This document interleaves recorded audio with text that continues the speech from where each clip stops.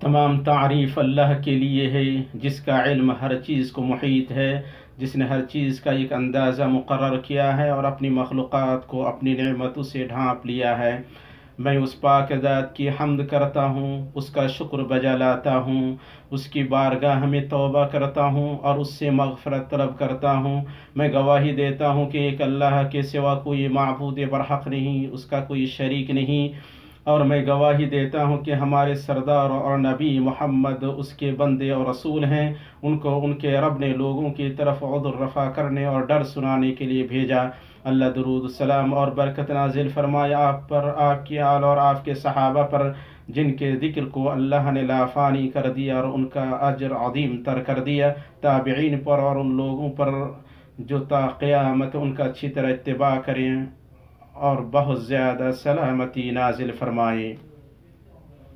اما بعد، مؤمنوں کی جماعت، میں آپ کو اور اپنے آپ کو اللہ کے تقوی کی وصیت کرتا ہوں۔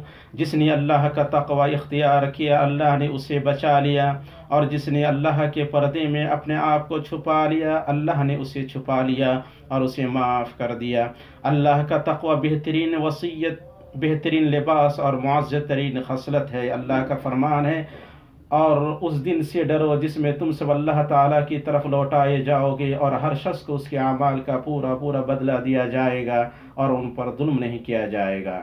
امت مسلمہ، پردہ پوشی اللہ کی نعمتوں اور عطیات میں سے ایک نعمت و عطیہ ہے۔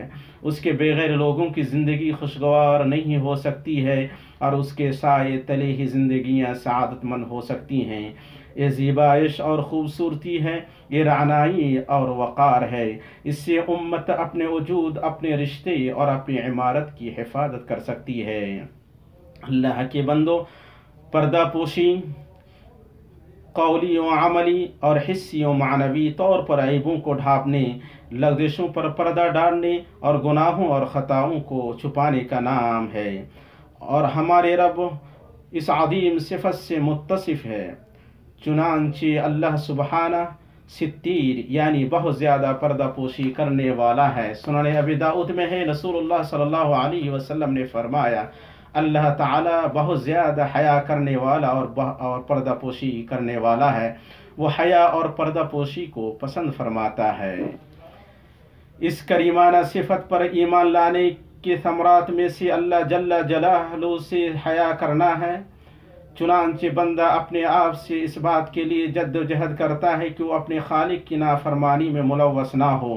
اگر اس کا نفس اس پر غالب آ جائے تو اللہ کے پردے میں چھپ جاتا ہے، کیونکہ رب بہت مہربان، بڑا کرم کرنے والا ہے، اور اس کی رحمت و فضل میں سے یہ ہے کہ وہ بندے کو سزا دینے میں جلدی نہیں کرتا ہے، اور نہ ہی اس کا محاسبہ جلدی کرتا ہے، بلکہ اس پر اپنا پردہ ڈال دیتا ہے تاکہ اس کا معاملہ بے پردہ نہ ہو جائے۔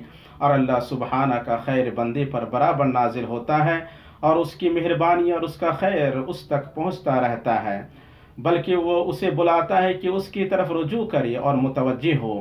وہ اسے اپنی رحمت سے مایوس نہیں کرتا ہے، اسے عبودیت کے اعزاز کے ساتھ پکارتا ہے اور اس کی توبہ سے خوش ہوتا ہے، اور اللہ جل جلالہ توبہ کرنے والوں سے محبت کرتا ہے۔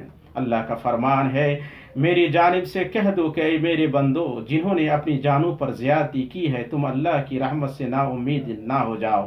بالیقین اللہ تعالیٰ سارے گناہوں کو بخش دیتا ہے، واقعی وہ بڑی بخشش، بڑی رحمت والا ہے۔ جو بھی ہمارے نبی صلی اللہ علیہ وسلم کی معطر کریمانہ سیرت پر غور کرے گا، وہ آپ صلی اللہ علیہ وسلم کو راز کی باتوں پر پردہ ڈالنے اور عیبوں اور لغزشوں کو چھپانے کا حریص پائے گا۔ یہاں آپ صلی اللہ علیہ وسلم اس شخص کو جو گناہ میں مبتلا ہوا نصیحت کر رہے ہیں کہ اپنے آپ کی پردہ پوشی کرے، جیسا کہ ماعز رضی اللہ تعالیٰ عنہ وغیرہ کے ساتھ پیش آئے کہ آپ نے باوجود اس کے کہ انہوں نے خود زنا کا اقرار کیا، انہیں یہ کہتے ہوئے واپس کر دیا، اے لوگوں، اب وقت آ گیا کہ تم اللہ کی حدوں سے باز آ جاؤ۔ جو ان گندگیوں میں سے کسی کا ارتکاب کری، وہ اللہ کے اس پردے سے اپنے آپ کو چھپا لے جو اس نے ڈال رکھا ہے۔ جب آپ صلی اللہ علیہ وسلم کو کوئی ناپسندیدہ بات پہنچتی تو آپ اشارہ و کنایہ سے کام لیتے اور صراحت نہ کرتی۔ چھپاتے اور بے نقاب نہیں کرتی۔ آپ صلی اللہ علیہ وسلم فرماتے کچھ لوگوں کو کیا ہو گیا کہ وہ ایسا ویسا کہتے ہیں۔ صحیح مسلم ابن مسعود رضی اللہ تعالیٰ عنہ سے روایت ہے، وہ کہتے ہیں ایک آدمی نے نبی صلی اللہ علیہ وسلم کے پاس آ کر کہا، اے اللہ کے رسول، مدینے کے آخری حصے میں ایک عورت سے ملا اور اس کے ساتھ سوائے جماع کے سب کچھ کیا، میں یہاں حاضر ہوں، آپ جو چاہیں میرے بارے میں فیصلہ صادر فرمائیں۔ عمر رضی اللہ تعالیٰ عنہ نے اس سے فرمایا، جب اللہ نے تم پر پردہ ڈال دیا تھا تم بھی اپنے آپ پر پردہ ڈال دیتے۔ راوی کہتے ہیں نبی صلی اللہ علیہ وسلم نے کوئی جواب نہیں دیا، پھر وہ بندہ کھڑا ہوا اور چل پڑا۔ نبی صلی اللہ علیہ وسلم نے اس کے پیچھے ایک آدمی کو بھیج کر بلایا اور اس کے سامنے یہ آیت تلاوت فرمائی، دن کے دونوں سروں میں نماز برپا رکھ اور رات کی کئی ساعتوں میں بھی یقیناً نیکیاں برائیوں کو دور کر دیتی ہیں۔ یہ نصیحت پکڑنے والوں کے لیے۔ لوگوں میں سے ایک آدمی نے کہا، اے اللہ کے نبی، کیا یہ اس کے لیے خاص ہے؟ آپ صلی اللہ علیہ وسلم نے فرمایا، نہیں، بلکہ تمام لوگوں کے لیے عام ہے۔ صحابہ کرام رضی اللہ تعالی عنہم نے گنہگاروں اور خطا کاروں کے ساتھ تعامل کرنے میں نبی صلی اللہ علیہ وسلم کے منہج، عیبوں پر پردہ ڈالنے اور لغزشوں اور گناہوں کو چھپانے کو سمجھا۔ ابن ابی شیبہ نے اپنی مصنف میں روایت کیا ہے کہ صدیق رضی اللہ تعالی عنہ نے فرمایا، اگر میں کسی شراب پینے والے کو پکڑوں تو میں پسند کرتا ہوں کہ اللہ اس پر پردہ ڈال دے، اور اگر میں چور کو پکڑوں تو میں چاہتا ہوں کہ اللہ اس پر پردہ ڈال دے۔ اور سب سے عظیم پردہ ڈالنے کا منظر جس میں اللہ کی رحمت، معافی اور مغفرت جلوہ گر ہوگی، وہ اس دن ہوگا جب اللہ پہلوں اور پچھلوں کو جمع فرمائے گا۔ صحیحین میں ہے کہ رسول اللہ صلی اللہ علیہ وسلم نے فرمایا، اللہ مومن بندے کو قریب کرے گا اور اس پر اپنا پردہ ڈال کر اسے چھپا لے گا، پھر کہے گا، کیا تم فلاں گناہ کو جانتے ہو؟ کیا تم فلاں گناہ کو جانتے ہو؟ وہ کہے گا، ہاں میں جانتا ہوں اے میرے رب، یہاں تک کہ جب وہ اس کے گناہوں کا اقرار کروا لے گا اور اسے لگے گا کہ وہ ہلاک ہو گیا ہے تو اللہ تعالیٰ فرمائے گا، دنیا میں نے تم پر پردہ ڈال دیا تھا اور آج میں تمہیں بخش دیتا ہوں، پھر اسے اس کی نیکیوں کا نامہ دے دیا جائے گا۔ مطلب اللہ اس کے ان گناہوں اور برائیوں کو مٹا دے گا جن پر اللہ نے دنیا میں پردہ ڈال دیا تھا، اور آخرت میں انہیں معاف فرما دے گا۔ بلکہ جس نے اپنے آپ پر پردہ ڈالا، اپنے رب سے توبہ کی اس امید سے کہ اللہ اس پر پردہ ڈالے گا اور اس کی توبہ قبول کرے گا، اس پر رب تعالیٰ کی عظیم رحمت میں سے یہ ہے کہ اللہ اپنے فضل و کرم سے اس کے گناہوں کو نیکیوں میں تبدیل کر دے گا۔ صحیح مسلم میں ابو ذر رضی اللہ تعالیٰ عنہ سے روایت ہے کہ رسول اللہ صلی اللہ علیہ وسلم نے ایک ایسے آدمی کا تذکرہ کیا جسے قیامت کے دن لایا جائے گا اور کہا جائے گا، اس کے سامنے اس کے چھوٹے گناہوں کو پیش کرو اور بڑے گناہوں کو اس سے دور رکھو۔ چنانچہ اس کے سامنے اس کے چھوٹے گناہوں کو پیش کیا جائے گا اور کہا جائے گا، تم نے فلاں دن یہ کیا ہے؟ وہ کہے گا، ہاں میں نے کیا ہے، اور انکار نہیں کر سکے گا، جبکہ وہ ڈرا ہوا رہے گا کہ اس کے سامنے اس کے بڑے گناہ پیش نہ کر دیے جائیں۔ پھر کہا جائے گا، تمہارے لیے ہر گناہ کی جگہ نیکی ہے، تمہارے لیے ہر گناہ کی جگہ نیکی ہے۔ وہ کہے گا، اے میرے رب، میں نے کچھ ایسے گناہ کیے ہیں جنہیں میں یہاں نہیں دیکھ رہا ہوں۔ ابو ذر رضی اللہ تعالیٰ عنہ کہتے ہیں، میں نے رسول اللہ صلی اللہ علیہ وسلم کو دیکھا کہ آپ ہنس رہے ہیں، یہاں تک کہ آپ کے داڑھ کے دانت ظاہر ہو گئے۔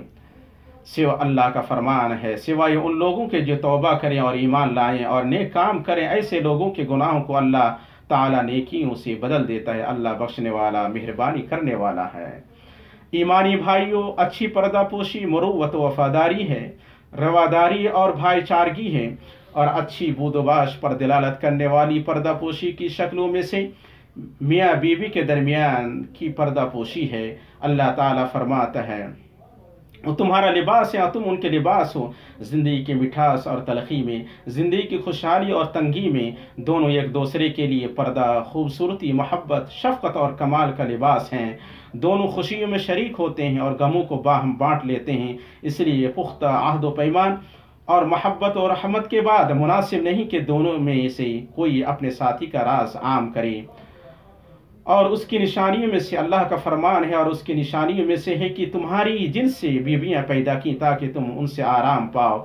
اس نے تمہارے درمیان محبت اور ہمدردی قائم کر دی۔ یقیناً غور و فکر کرنے والوں کے لیے اس میں بہت سی نشانیاں ہیں۔ اللہ کے بندو، پردہ پوشی کی فضیلتیں بہت ہیں۔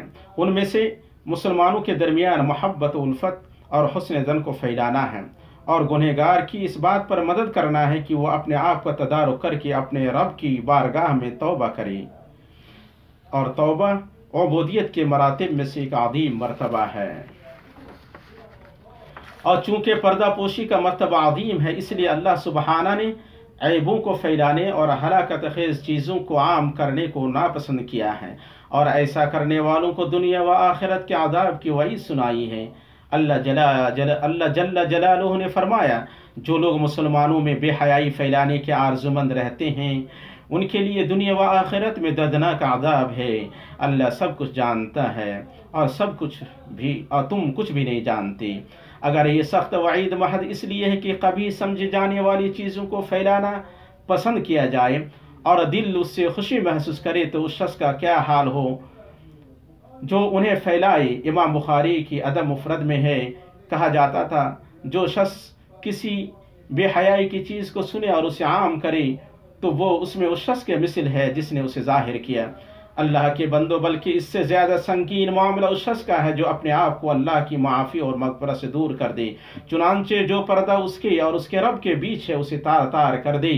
وہ گناہ کرے اور اللہ اس پر پردہ ڈالے، پھر وہ صبح اٹھے اور اپنے آپ کو بے نقاب کر دے۔ امام ابن قیم رحمہ اللہ نے گناہوں اور معاصی کے خطرات کو گناتے ہوئے فرمایا، ان گناہوں کو برا جاننا دل سے نکل جاتا ہے اور وہ اس کی عادت بن جاتے ہیں، پھر وہ اپنے جی میں برا نہیں سمجھتا ہے کہ لوگ اسے دیکھیں یا اس کے بارے میں بات کریں، یہاں تک کہ ان میں سے ایک گناہ پر فخر کرنے لگتا ہے اور ایسے آدمی کو اس کی خبر دیتا ہے جو نہیں جانتا تھا کہ اس نے وہ گناہ کیا ہے۔ وہ اس سے کہتا ہے، اے فلاں، میں نے یہ گناہ کیا ہے۔ ایسے لوگوں کو معاف نہیں کیا جاتا ہے اور غالباً ان کے سامنے توبہ کے راستے مسدود اور اس کے دروازے بند کر دیے جاتے ہیں، جیسا کہ نبی صلی اللہ علیہ وسلم نے فرمایا، میرے ہر امتی کو معاف کیا جائے گا سوائے ان لوگوں کے جو علانیہ گناہ کرتے ہیں۔ اور علانیہ گناہ کرنے کا مطلب یہ ہے کہ آدمی رات میں کوئی گناہ کرے، پھر صبح کرے، پھر جب صبح کرے جبکہ اللہ نے اسے چھپا لیا ہے تو کہے، اے فلاں، میں نے گزشتہ رات یہ گناہ کیا ہے، حالانکہ اللہ رات بھر اس پر پردہ ڈالے رکھا، مگر اس نے صبح ہوتی ہی اللہ کے اس پردے کو چاک کر دیا۔ لہذا اے وہ بندے جسے اللہ نے اپنی پردہ پوشی کی عزت بخشی، تو اللہ کے مکر سے بے خوف نہ رہ، کیونکہ اللہ کی پکڑ سے بجز ان کے جن کی شامت ہی آ گئی ہو اور کوئی بے فکر نہیں ہوتا۔ تو قریب ہی توبہ کرنے میں جلدی کر۔ گناہ سے توبہ کرنے والا اس شخص کے مثل ہے جس کا کوئی گناہ ہی نہ ہو، اور جو توبہ کرے اللہ اس کی توبہ کو قبول کرتا ہے، اور جو اپنے آپ پر پردہ ڈالے اللہ اس پر پردہ ڈالتا ہے۔ صحیح مسلم میں ہے کہ نبی صلی اللہ علیہ وسلم نے فرمایا، اللہ تعالیٰ دنیا میں کسی بندے پر پردہ نہیں ڈالتا ہے مگر قیامت کے دن اس پر پردہ ڈالے گا۔ اللہ تعالیٰ کا فرمان ہے، جو اللہ کے عہد و پیمان کو پورا کرتے ہیں اور قول و قرار کو توڑتے نہیں، اور اللہ نے جن چیزوں کے جوڑنے کا حکم دیا اسے جوڑتے ہیں، اور وہ اپنے پروردگار سے ڈرتے ہیں اور جس حساب کی سختی کا اندیشہ رکھتے ہیں، وہ اپنے رب کی رضامندی کی طلب کے لیے صبر کرتے ہیں اور نمازوں کو برابر قائم کرتے ہیں، اور جو کچھ ہم نے انہیں دے رکھا ہے اسے چھپے کھلے خرچ کرتے ہیں، اور برائی کو بھلائی سے ٹالتے ہیں، اور انہی کے لیے عاقبت کا گھر ہے۔ اللہ میرے لیے اور آپ کے لیے قرآن و سنت میں برکت دے اور مجھے اور آپ کو ان کی آیات و حکمت سے فائدہ پہنچائے۔ میں وہ کچھ کہہ رہا ہوں جو آپ سن رہے ہیں، اور اللہ سے اپنے لیے اور آپ کے لیے ہر گناہ اور خطا کی مغفرت چاہتا ہوں، آپ اس سے مغفرت طلب کریں، بے شک وہ بڑا بخشنے والا مہربان ہے۔ ہر طرح کی تعریف اللہ کے لیے ہے جو اپنے بندوں پر پردہ ڈالنے والا ہے، جو توبہ کرنے والوں سے گناہ اور بدی مٹاتا ہے، ان کے گناہوں کو نیکی اور اجر سے بدل دیتا ہے۔ درود و سلام نازل ہو اس ہستی پر جو بشارت اور وعید لے کر آئی۔ اللہ درود و سلام اور برکت نازل فرمائے آپ پر، آپ کی آل پر، آپ کے صحابہ پر اور تابعین پر، اور ان لوگوں پر جو تا قیامت ان کا اچھی طرح اتباع کریں، اور بہت زیادہ سلامتی نازل فرمائے۔ اما بعد، مؤمنوں کی جماعت، اللہ تعالیٰ کے اپنے بندوں پر پردہ ڈالنے کے عظیم ترین اسباب میں سے نفس کا اخلاص کی کوشش کرنا ہے۔ سو جس نے اپنے اقوال و افعال میں اللہ تعالیٰ کے لیے اخلاص برتا، اس پر اللہ دنیا و آخرت میں پردہ ڈالے گا، اور جس نے اپنے عمل سے شہرت اور لوگوں کی تعریف چاہی، اللہ اس سے ناراض ہوگا اور لوگوں کو اس کے دل کے بگاڑ پر مطلع فرمائے گا۔ صحیحین میں ہے کہ رسول اللہ صلی اللہ علیہ وسلم نے فرمایا، جو لوگوں کو سنائے گا اللہ اس کا راز کھول دے گا، اور جو ریاکاری کرے گا اللہ اس کی ریاکاری دکھا دے گا۔ اسی طرح اللہ کے بندوں پر پردہ ڈالنے کے اسباب میں سے بندوں پر پردہ ڈالنے کے اخلاق سے آراستہ ہونا ہے، کیونکہ بدلہ عمل کی جنس سے ہے۔ چنانچہ جو اپنے بھائیوں کی پردہ پوشی کا حریص ہوگا، اللہ تعالیٰ ایسے موقع پر اس پر پردہ ڈالے گا جہاں وہ اللہ کی پردہ پوشی اور معافی کا سب سے زیادہ محتاج ہوگا۔ صحیحین میں آپ صلی اللہ علیہ وسلم نے فرمایا، جو بندہ ایک مسلمان کی پردہ پوشی کرے گا، اللہ دنیا و آخرت میں اس کی پردہ پوشی فرمائے گا۔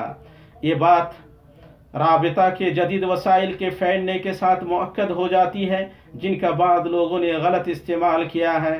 انہوں نے لوگوں کی خصوصیات کو کھولا، عیبوں کے پیچھے پڑے اور حقوق اور آزادیوں پر دست درازی کی۔ سو جس نے اپنے بھائی کے عیب کو کھولا، اللہ اس کے عیب کو کھولے گا، یہاں تک کہ اسے اس کے گھر میں رسوا کرے گا۔ سنن ترمذی ابن عمر رضی اللہ تعالیٰ عنہما سے روایت ہے کہ رسول اللہ صلی اللہ علیہ وسلم ممبر تشریف لائے اور بلند آواز سے پکارتے ہوئے فرمایا، اے وہ لوگوں جنہوں نے بس اپنی زبان سے اسلام قبول کیا ہے اور ان کے دلوں تک ایمان نہیں پہنچا ہے، تم مسلمانوں کو تکلیف نہ پہنچاؤ، انہیں عار مت دلاؤ اور ان کے عیبوں کے پیچھے نہ پڑو۔ جو اپنے مسلمان بھائی کے عیب کے پیچھے پڑے گا، اللہ اس کے عیب کے پیچھے پڑے گا، اور اللہ جس کے عیب کے پیچھے پڑا، اللہ اسے اس کی رہائش کے اندر بھی رسوا کر دے گا۔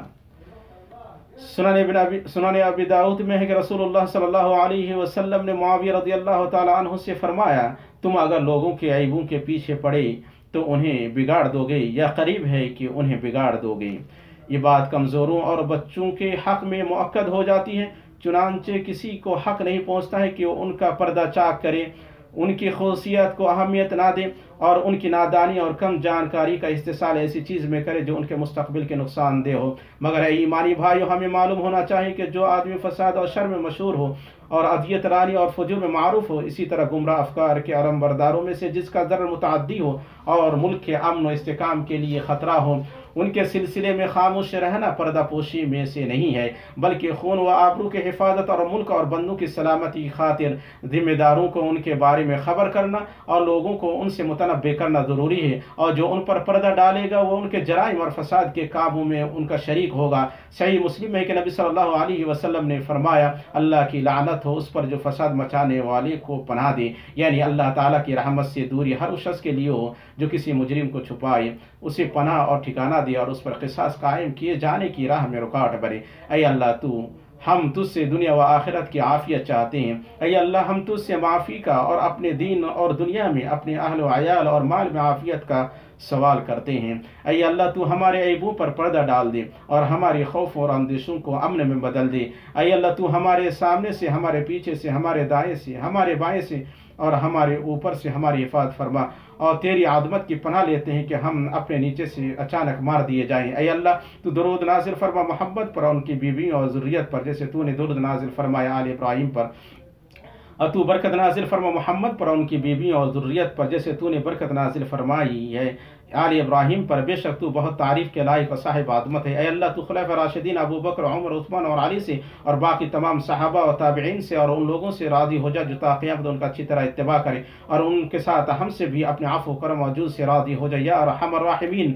اے اللہ، اسلام اور مسلمانوں کو غلبہ عطا فرما اور شرک اور مشرکین کو رسوا کر دین کے حدود و نواحی کی حفاظت فرما، اور اس ملک کو اور مسلمانوں کے سارے ملکوں کو امن و اطمینان کا گہوارہ بنا۔